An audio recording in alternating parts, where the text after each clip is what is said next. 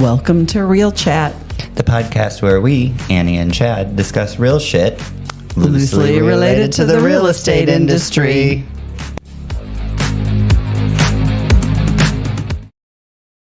Hi, Annie. Welcome. Chad. Are we on episode 18 this week? I think that's it. Episode 18 of Real Chat with Annie and Chad. Super excited about the episode today. Why am I super excited? Because we have an amazing guest. And we have an amazing guest named Gina Pero. Say hi, Gina. Hi, everybody.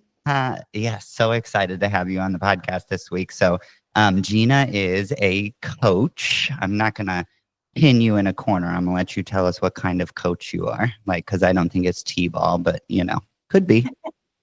Hey, well, nobody puts baby in the corner, so thank you for that one. That's right. I'm an International Coaching Federation coach. What does that mean? It's an ICF, and I have my double masters.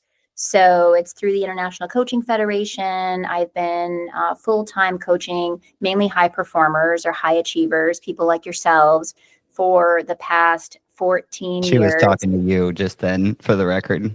Yeah. Talking to coach I've ever had. Yeah. So 14 years in the space of high performance coaching and leadership coaching, and loving every step of the way, by the way. I still love it. Awesome. And you just started your own podcast, right? My second one. Your second one? Yes. So did one in 2016, 2017 called Living Life Full Out. And it was interviewing people in the dance field, in the dance industry, about how they live full out. And then now what came to me was just a messenger of love show. So just messages of love, how people can remind themselves of their message or a message, and how one message can change the trajectory of our life, right? Right. Well, so Gina and I met Gina through you years ago at the dance studio. Right. And we were doing, you came in the dance studio to do some coaching with the kids because there was a lot of high school girl drama going on at the moment. And so we felt that was good for the dancers to have that once a week. And then obviously Annie started coaching with you, Kate, Annie's daughter. I gave it we did my a go teacher, for a minute. We did a group coaching via, I don't even know what was that then. I was going to say Zoom? Skype. Was it Zoom? Do we have Zoom back then? Yeah, we did Zoom. Yeah, Okay. we did a full year. Amazing. Yeah. Amazing program with your teachers and your students. That's incredible that we did that so long ago. I'm sure it would be nice, actually, Annie, to find out like how that all went for people like years later. Right. Right. Right. Circle now back with them. the kids have, the kids are obviously grown up and have families, and Yeah. when I see them still talk about it, definitely the teachers that did it, we all talk about, what would Gina Pero say? Mhm. Or, we all have the Gina voice in our head. I remind Chad a lot. I go, what would Gina tell you? That's how it came up in the podcast. That is how it came up in the podcast. The big one that I hear all the time, which you can kind of maybe go into this or not go into it, totally up to you. We're unscripted here, you know that. Yes. Whose work is it, right? Is it your work or is it my work? Which is just like what can you control, what can you not control type of thing. Yeah, this is a great tip for everyone. It's awareness of energy, right? Like, is this my energy or is this your energy? And, we're made of energy. Our cells are made of energy. Mm-hmm. So it's just a recognition that we're all connected by our big old energy field bubble, and therefore sometimes we walk through life not knowing, is this my thought, or is that the lady that just walked by's thought? Or wait, am I owning my thought? It's not my thought, or even my emotion. So yeah, is this energy mine? Probably most likely not. Most of the time we're walking around picking up on other people's, stuff. Right. Yeah. And that was life-changing for me. That one concept was mind-blowing, because I was picking up everybody's energy and not knowing it and reacting to it all day long. Yeah. And then, I still check myself now. And I talk about, with our agents, I talk about the Mel Brooks. Why do I say Mel Brooks? I say it every time. Mel Robbins' book. Yeah. Let Them. That because does. that let them theory, it brings me back to that too, because it's that same thing. It's like, okay, that's Chad's energy. And so For I have to some tell, reason, it's always and so, Chad. and so I have to, I hear my Gina voice saying that I feel that energy and I'm aware of that energy and it's not mine. Yeah. Yeah. And I can That's just a let that go. I can let that be Chad's energy and I don't have to fix it. I don't have Nope. to react to it. Nope. I have a hard time with that one sometimes. Just not even not like recognizing I recognize that it's not my energy, but then I still feel like I have to fix it. Like I'm like, okay, you got a problem here, so let me help you with that. Which just breaks down the whole thing. Yeah. And Gina is the epitome of love and light and all things good for me. Yeah. All things. So, anyways, that's where we started with you, was back at the dance studio and the dance, high school girls, which Annie and I have come a little way since then, right? And we're in the real estate industry now, and I know you know that we own our own brokerage and everything like that. So, but I still have a dance studio.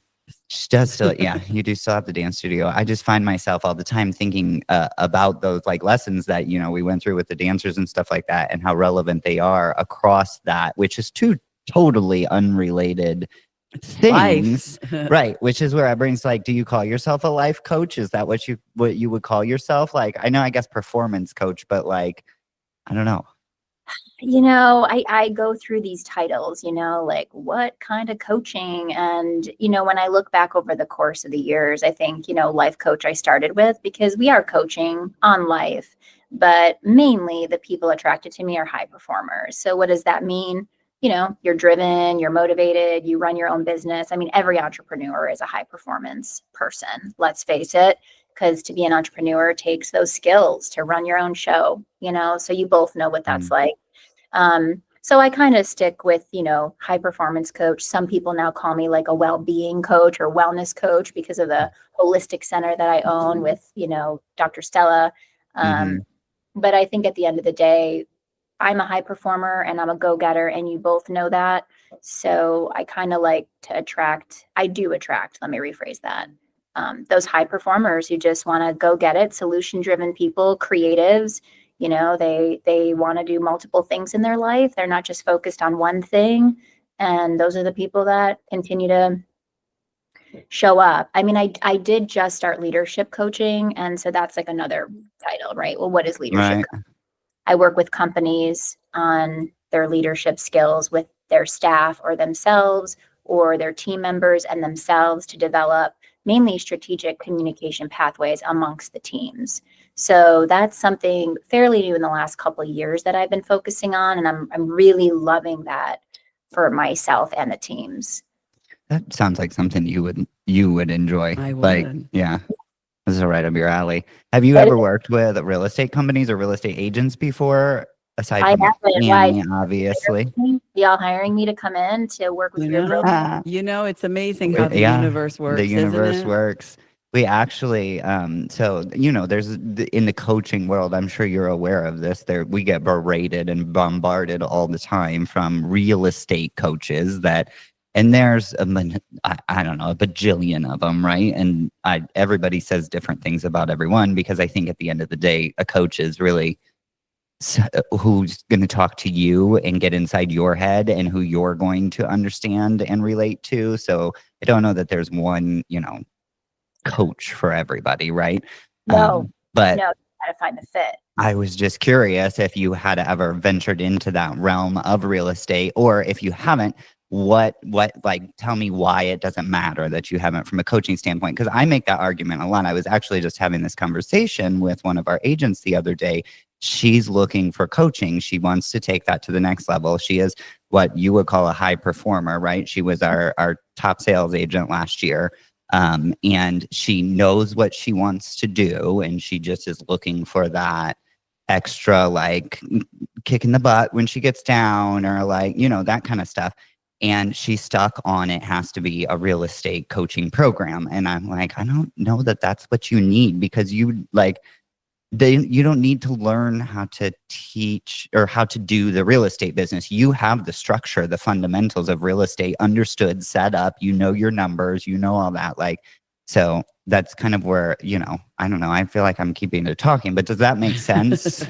Like tell me your take on that. Does it need to be somebody, or can you as a coach be just as effective regardless of the fact that you've never been in the real estate world?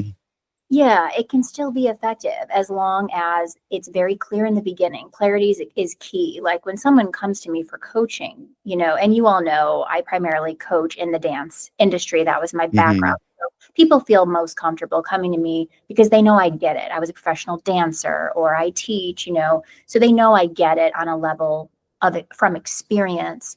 But when it comes to high performance coaching, we all deal with the same issues or blocks or barriers, let's just say, whatever name that we want to call it. Those barriers can be easily broken through by a coach who is a fit for that person, because it's about the way we're wired. It's not necessarily about what we're doing. So if I'm a high performance real estate agent, I'm going to crush it because I'm a high performer. Now I need to call you all and be like, hey, I need some real estate training. I need to understand the market. There are skills that I would need to learn to educate myself. Education is different than coaching. So if I need to be educated, I need to go get educated, right? I need to take a program. I need to have a curriculum. I need to learn the trade and the skills necessary to thrive. But if I need a coach to help me break through barriers or strategically plan something or find out what's in my way of selling, finding a coach that's a fit for you and your personality and the way that you approach your life, you can find that coach. It doesn't have to be a niche like a real estate coach. Yeah, it's true. It is. That's a great way to say it. They don't need to be trained to do real estate. Right. They need to be coached to excel and live up to their full potential. Well, exactly. then it's how do you funny get them when unstuck when they're stuck? Unstuck when right. That's how it's funny, because coaching is one of our core values. We have we call them our 6 C's, and coaching is one of them. And it is all the time people think coaching and education are the same thing, and they're not at all. No, the same agents thing. are on the spectrum of I'm brand new, or I don't know what to do. And then they're all the way over here and they know what to do and they have all the tools, but they are stuck. They can't do it. They're not doing it. And that's where Gina was life-changing for me. Yeah. Just that ability to identify it and ask the questions.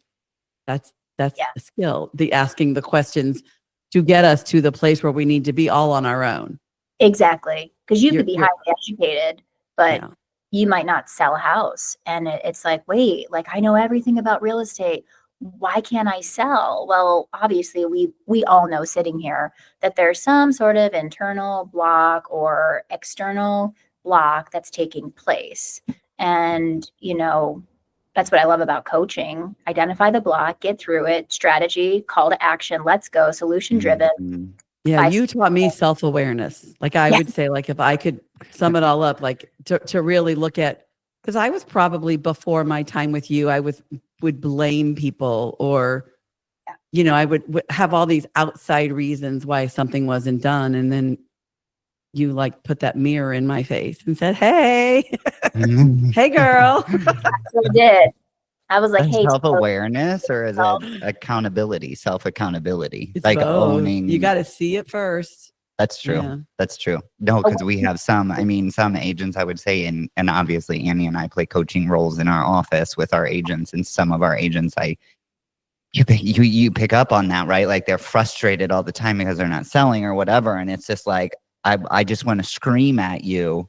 If you would just realize this one thing, and it doesn't matter how many different ways you say the one thing, it's you just never pick up on it. But I am curious, what is, in your opinion, what is the top, 5, 2 or 3, 5, how many ever you have, things that stop the majority of us, right? So regardless of what sphere you're in or what arena you're in, what are the top, I like to call them human conditions in my head. That's what I think of, right? What are the top 5 human conditions that stop people from performing at a high rate?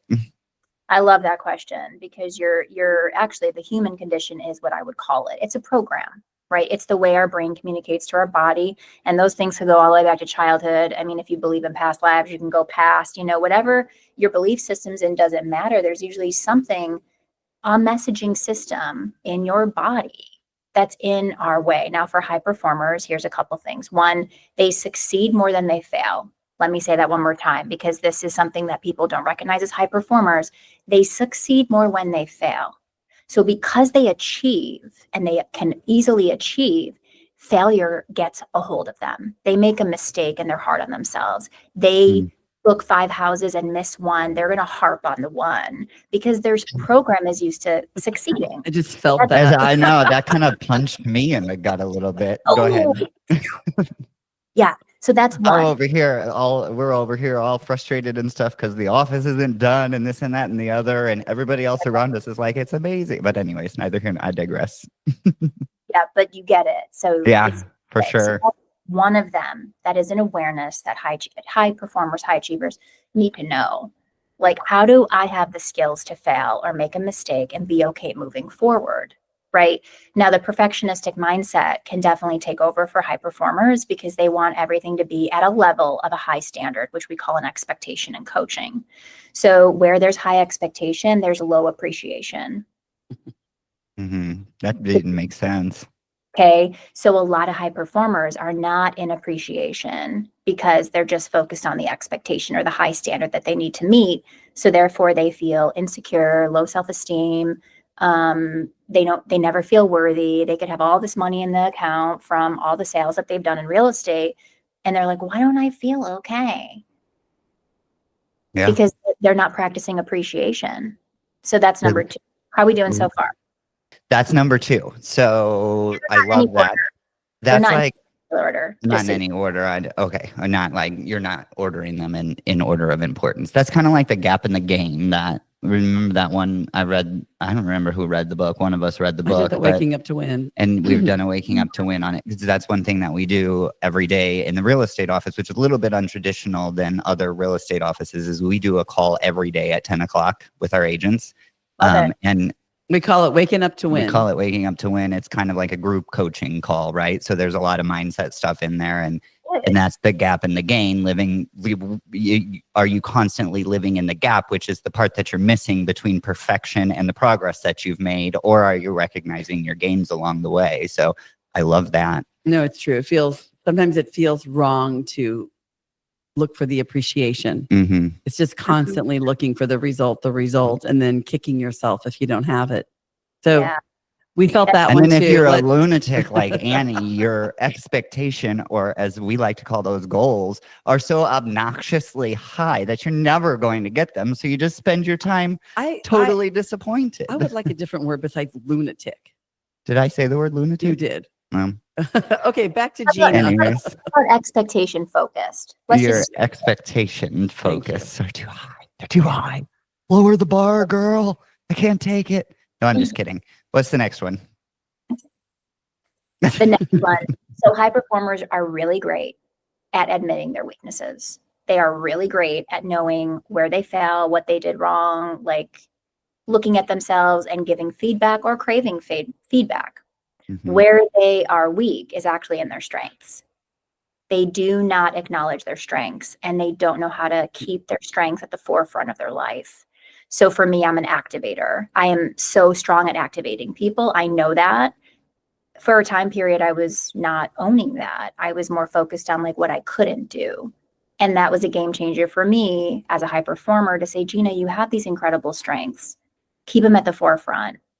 Know them, walk in with them, and then reflect and like go through maybe the things that you could do better next time, but don't show up in your weaknesses, or just don't keep showing up and need feedback all the time. But I would say that's another key ingredient. That's a big one too. And you can see that coming through and in the agents sometimes, like they're constantly focused on the parts of the business that they struggle with, and they don't want to let go of that. And I'm always like, just have somebody else do that. Why are you worried about it? And like, because they want to figure it out. Yep. Like, and take it themselves. I think you and I get that a little bit too. Like, we're at our best when you're in the people lane and I'm in the operations lane. But frequently, how many times do you hear me say now that this is where the arguing starts. However, I don't want to be in the technology lane, Gina. I want to stay Great. where I'm most effective, where I'm great, where I'm a high achiever. I don't want to learn all that. And that's we Chad keeps telling me on the weekly, you're gonna have to retire pretty soon because you're getting left behind. You gotta keep up with the technology. I But just keeping hire up with the people to do technology, that. well, that's fine too. You can hire somebody. But my point is like, we're at our best when you're in the people Yes. side of things and I'm in the operational side of things. Mhm. Technology aside, that's both of our Right. strengths. But frequently you hear me complaining and bitching because nobody likes me. But that's not my strength. Being liked is not my thing. Like, that's not what I'm good at. Yeah. I'm pleading the fifth. I know. You can agree. I just said it about myself. I think you're likable. Just not as likable as me and Oh, Gina. maybe just not as likable as me and Gina. Well, maybe Gina's point there is hitting home then. Maybe I am good at being liked and I just don't recognize it. Maybe you are. Okay, 'Cause I'm back to such Gina. a high performer. What's the fourth thing? One thing, and Annie, you kind of you were talking about this just a second ago. There are skills that high performers don't want to learn because they're so gifted at what they're great at. So I call this like universal needs and then like immediate needs, especially in leadership training for teams, right? So we have a team of people and it's like, I know what she does great. I know what he does great. Okay, we're all in our strengths here. But we have to look at what's going on in the universe, meaning the world. What are the world's needs right now? They may be different than the real estate needs and the immediate needs of your company. So what's going on in the world? AI is creeping up like a creep, Mhm. right? If we're not jumping on board and learning how to navigate through the AI machine use technology tool, we will fall behind as entrepreneurs. I'm not projecting that, by the way. I'm just naming that it's a skill that we want to keep up on. Now, whether, Annie, you decide I'm all in on AI or whether you're like, I'm just going to be aware of it, there's a difference. So high performers at times can get stuck in like, I know what I know, and I just don't like these other things. I don't want to learn how to take care of my mental health because I'm a great dancer. You know what I mean? Why do I need to learn how to hydrate? I can kick my leg up to the sky. Well, yeah, but also longevity, like your hamstring's going to pull and you're not going to make it, you know? So do you want to learn about water now or be aware of hydration? Or do you want to keep kicking your leg up and then eventually you're going to pull your hamstring and you're going to be out of the game? So there's this interesting skill. Interesting you brought up AI because actually that I'm very It's engaged true. with that. She has because latched on I to see that AI. as making my job easier and I can get better faster using AI as an assistant. I mean, like me and Gemini are besties. Yeah, so this is another, thing where high performers can get stuck. It's like they're so great at amazing things, and you all know that. Like they're gonna crush it. You definitely want a high performer on your team. They're the ones that are gonna get shit done. However, we want to be aware of what's going on in the world as a team collectively. We want to be aware. So yeah, maybe Chad, you're the tech guru of the techs.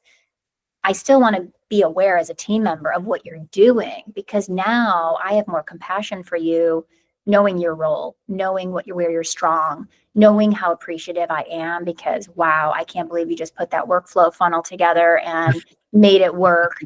And I'm out talking to someone. So if we don't understand each other's roles and look at the world to see where it's growing, then we can get stuck in our businesses.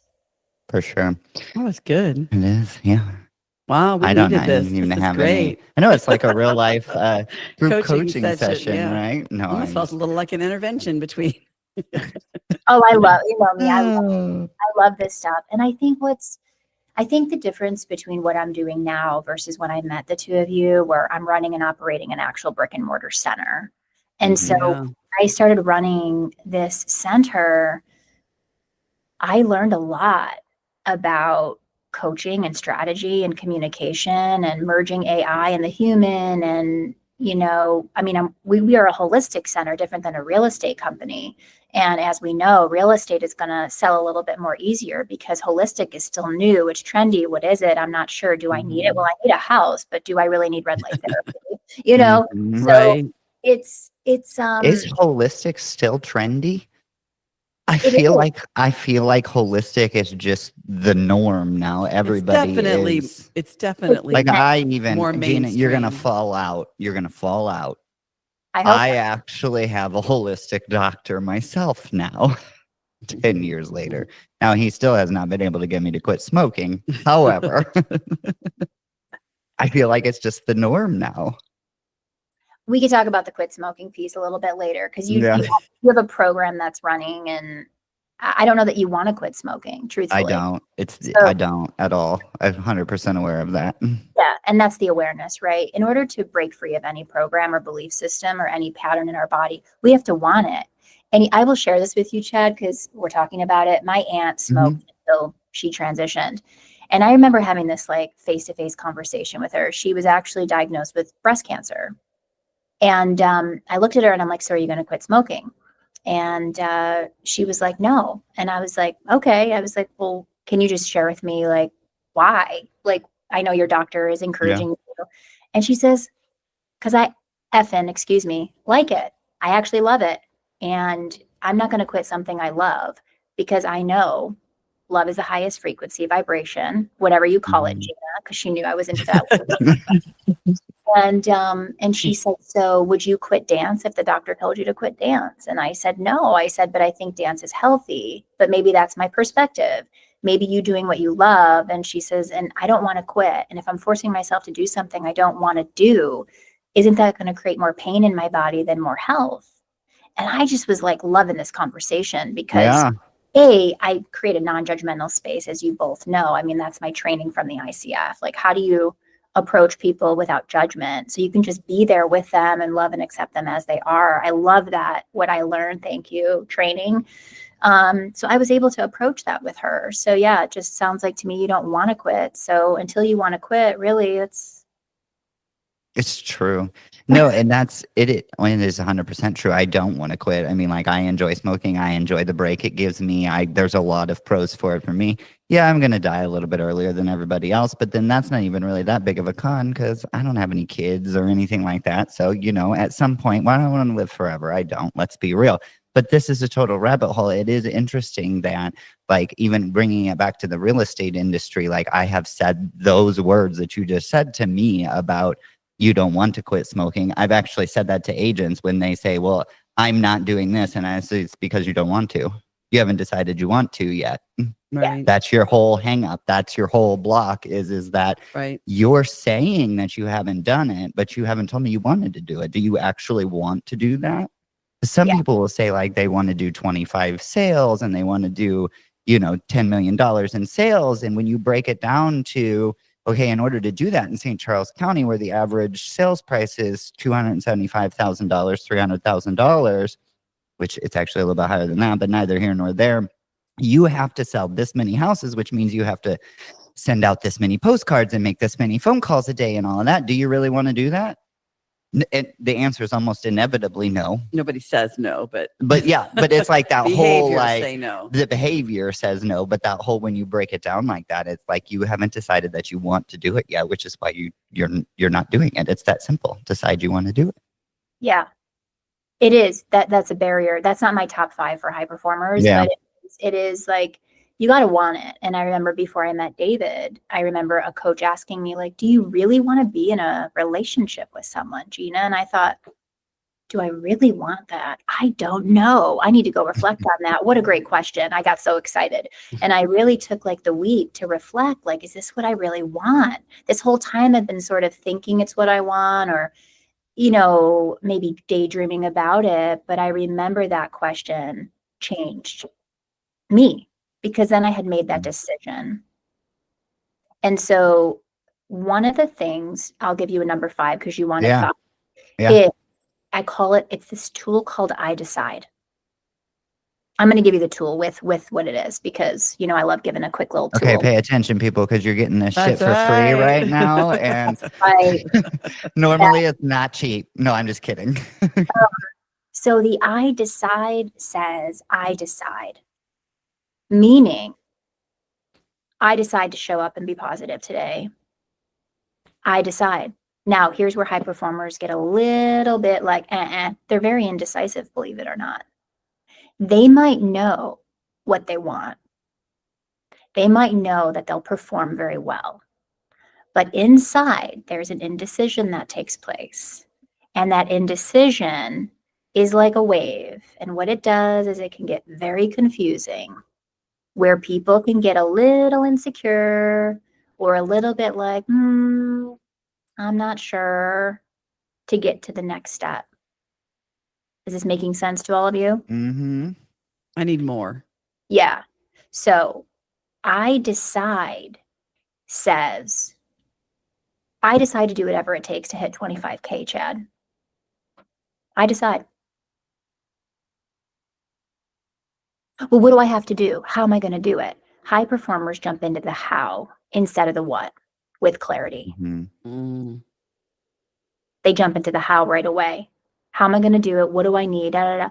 But then there's this little fine thread that they've missed, and they don't know what the what is because they're focused on the how. Wow. Does it make sense now? Feeling it? Mm-hmm. Yeah. For sure. Number 5 takes a little bit of time to like understand and unwind, but it's something like, it's just a decision. Like most of us are one decision away. Like Chad, if you wanted to quit smoking, it's one decision away and you don't. So that's not the decision you're going to make. But if you did, guess how much easier it would be for you to quit? Oh, for sure. It's a decision. And a lot of high performers, they tend to not want to decide because there's a little bit of like stretching and pushing and going, but then there's a decision they need to make that they're not willing to make. And that's the decision. Yeah, because it's hard to, because then if I decide, I have to do it. Uh-huh. Oh no. It's time to shit or get off the pot, as they say, right? Sometimes If I I like decide to I'm doing linger it. in the, maybe I want to do it. It's true, and that is true. It's the knowing, because it is the how, right? You hear people say it, and that goes back to my why aren't you questions, because you haven't decided to, right? Like I hear people say it all the time. Well, I know I need to do this, and this, and I know I have this, and this many hours, and it's like, well, why aren't you doing it then? Like if you know that, and it's that, because if I decide to do it, then I'm going to have to live with the outcome of it. And as sure as I am that this is what I need to do when I need to do it and how I need to do it, that little devil in the back of your head's going, but I'm not even going to try, because there's a small possibility that it won't work out. Guess where that leads to number 1? The number 1 that I gave you. Yeah. Which is high performers don't want to feel like they failed. Yeah. Yeah. So Chad and I have this whole dynamic going on right now, and anyone who's been watching our podcast has seen that. And so we had one where I decided what level. So we run the brokerage, but we're still in production. So we still sell real estate. And so Chad has that side, the operations side, and I have the sales side, and we're getting really good at staying on our, in our sandboxes. But right now, my going after the sales side and what I decided I was doing in 2025 is wreaking havoc on Chad's side. And so he actually said to me in the podcast that I need to stop selling houses. And I was floored. You to stop selling houses I was for a like, minute. I thought he was joking. But so what do you do when you have 2 high performers and your business partners, and you're now, you've both decided, Chad decided he was getting the office done, and I decided we were going to do 10 million in sales. We were like, we were impeding each other, I guess. So I don't even know that you can answer that, but that's interesting. We don't know that we were impeding each other. We were, it was a frustration because the goals were not aligned or even communicated, I don't think, on both of our ends. There you go. Clear communication, but also in any company, there's personal goals and like personal vision, and then there's team vision and team goals. So, okay, Annie, here's what you want to do with what your decision is, and Chad, here's what you want to do. And so what part of that decision also aligns with the company's goals? How are we going to create the company goal from the personal goals? And so that's all it is. That's That's what it kind of is. like a marriage or anything. Well, and I isn't think it? it's that works for true. everything. No, it's 100% true. And I think both. And that's where the friction came in that conversation, is that both goals are very important for the overall company goal, and it just so happened that we're both responsible for one or the other, and so then it became we just got busy, and the communication broke down for sure. There And you what go. is it that you always say? 99% of frustration lies in undelivered communication. Or it's not your energy. Yeah, You know, or I or know. it's and not your energy. That's true. I wanted to bop him on the head. It was really hard to shake off that energy. One would argue that you did not shake it off. You just gobbled it right up, sister. You became a mini Chad.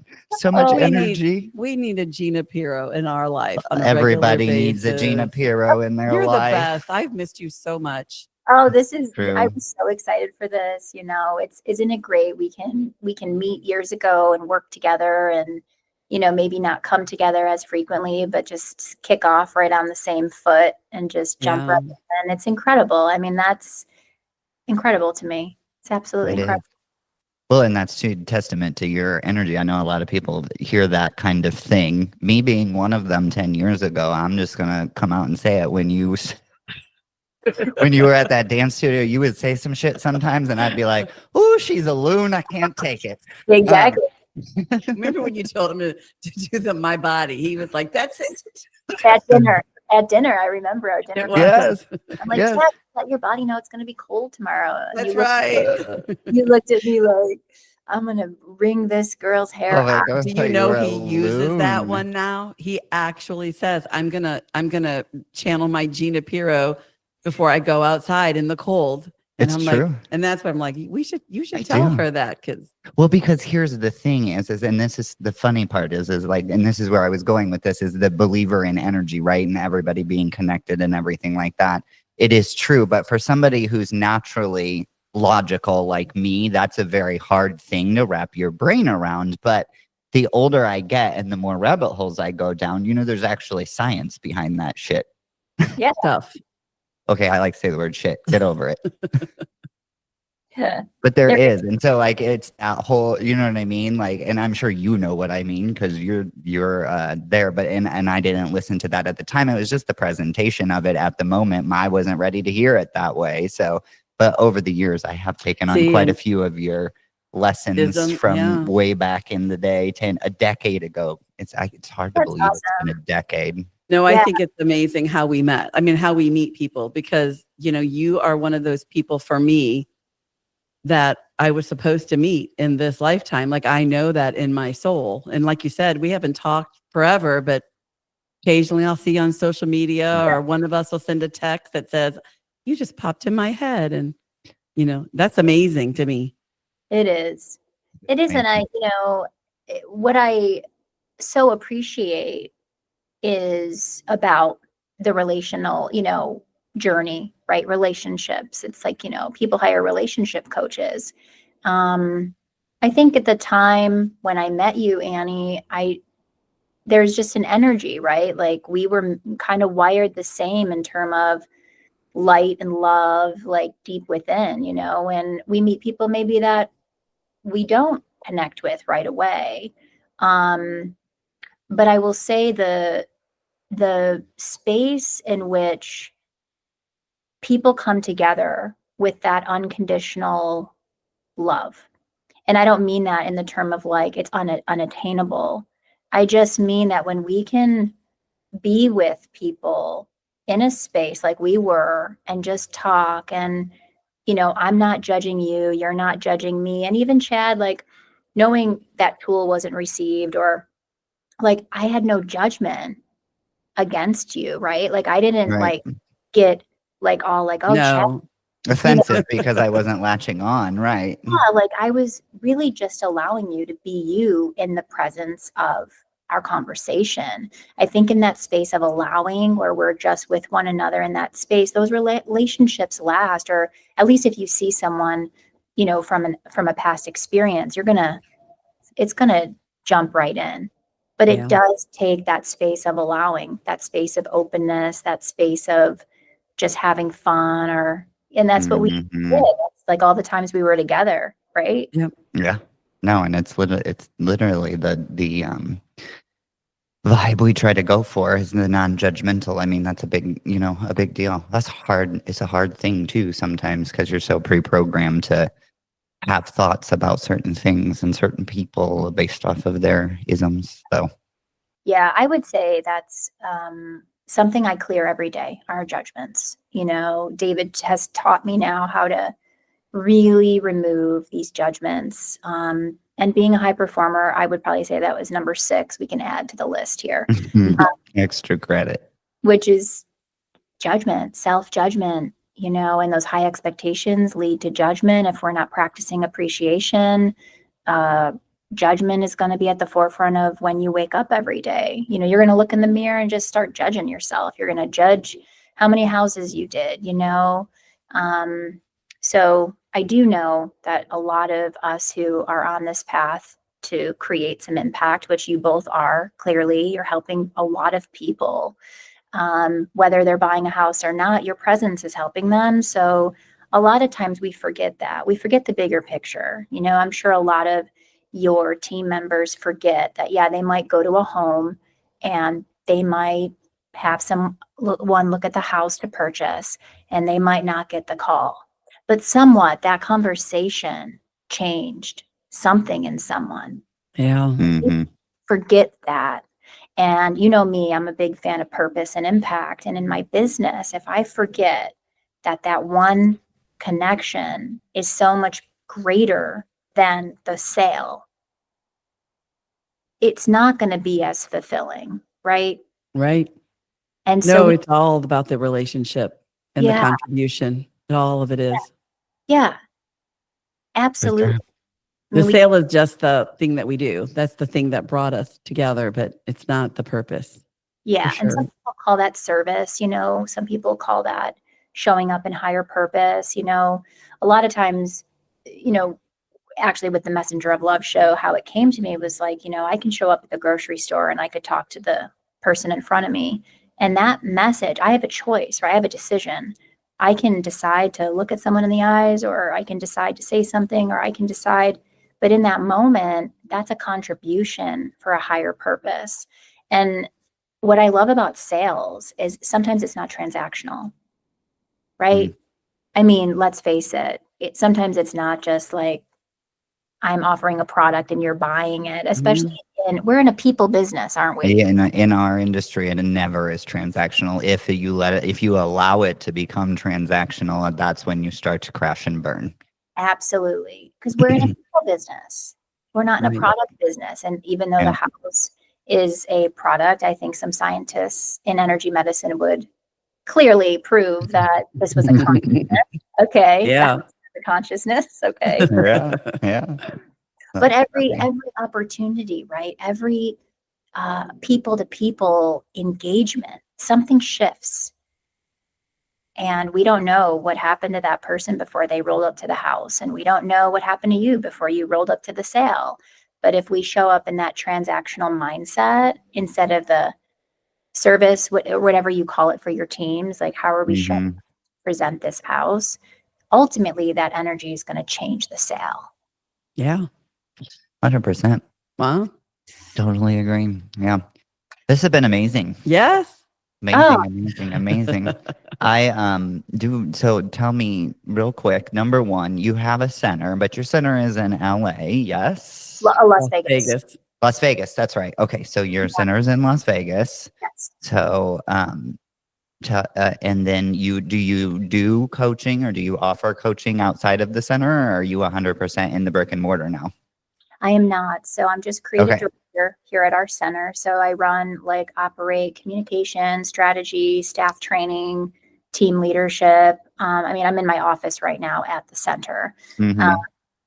But I still do high performance coaching. But like I said, I am now working more on the leadership side of working with teams and wanting to I love it. It's a decision I made 2 years ago. And I just see the greater impact that especially if someone has a team of students, right? If we're Mhm. working together, right? That leader and the team and the teachers or like the staff of the company are working together, the admins are working together and they're getting some coaching, the bigger picture is that every consumer or customer is affected. So that's, yes, I still do individual coaching. It just depends on who that person is and if I want to decide to like take them. But I'm really loving the approach with coaching, and I'm doing a lot more speaking. So just empowering speaking, coming in as a speaker, guest speaker to just deliver empowerment, motivate. It's your thing. I am writing a book. I have a book coming out in May. That's exciting. That's very exciting. I have to put it on the coffee table. Oh, that's so exciting. I can't wait to see it. It's coming out on everywhere, like, or where should we watch for it? Everywhere. It'll be on Amazon first, and then we're looking to get it into Barnes and Nobles. And Does it have a title? The title is called Lipstick, Lashes, and God. Ooh. The subtitle is Reviving the Spirit Within. I love that. Awesome.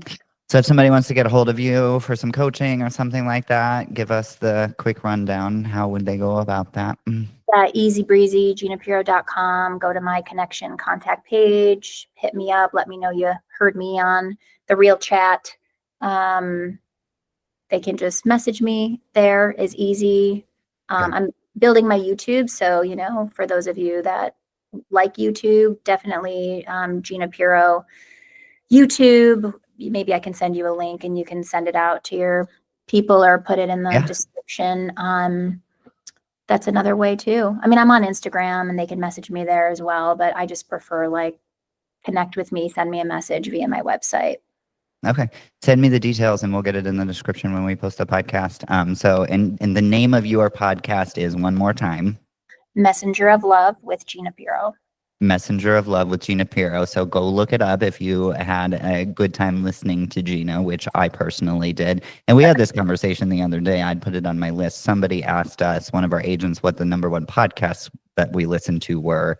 And neither of us listen to real estate podcasts because, you know, it's about more than that in our heads. And so I'm going to add Messenger of Love to the list. I'm going to go check it out myself because I have not. I know you just started it. So it's been on my list, but I haven't hit the subscribe button yet. So subscribe to Messenger of Love with Gina Pero. And then if you haven't subscribed to our podcast yet, Real Chat with Annie and Chad. And so do that. YouTube, Spotify, Apple Podcast, Gina, same. Yes. Almost Spotify. Yeah, but it'll be there. It'll be there. Yeah. We just launched our second episode. So. Okay, cool. Mostly on YouTube right now, though. If somebody's looking for it, definitely go to the YouTube. Yeah, go to YouTube and then iTunes, like Apple for sure. You can get the audio, but we're doing video. I'm doing something a little different. So you have to be in Vegas to be interviewed. So people can actually watch the show, which, you know, I always loved shows. So I built right next to my office, I built a little studio, which was a lot of fun. Yeah. And I like that approach, like where you all are, you know, but we're just doing video. And then I hired a friend to produce it and whip up his, you know, fancy skills of edits. Nice. Yeah. That. So it's fun. It's fun. It's a fun journey, as you know. I love interviewing people, and you know, I think we all have a message to give, you know, and I know the two of you do, which is why you probably started this, right? You have a lot of messages to offer a lot of people in your industry. So congratulations for taking the step. And I think if we can always look, that there's always a message for us somewhere, whether it's, you know, the mirror, like I showed Annie years ago, or, you know, whether it's, you know, you're amazing and, you know, talented. I think that it's important to remember. I could not agree more. Any last thoughts, Annie, before we wrap it up? It's just been amazing to see your lovely face and hear your voice. We'll have to do it again soon. So. I feel so inspired.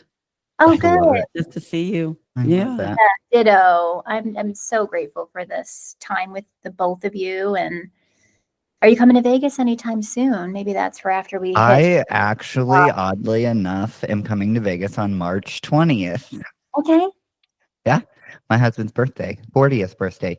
I might actually hook you up with him because he's not doing so great with that little moment. Yeah, he could use some help because he is not thinking about it very positively. Let's put it that way. So, but we are going to lose our ass in Vegas for 3 whole days with our best friend Amy, who's never been to Vegas. So it should be a fun time. Yeah. Yeah, good times. I'm so glad you're doing something to celebrate. It's Yeah. important to celebrate, be with our loved ones, go have a good time. So, Absolutely. Mom, thanks for coming. Yeah. This has been episode 18 of Real Chat with Annie and Chad. Hit the subscribe button if you haven't already, and we'll see you next week. Bye. Bye, Gina. bye.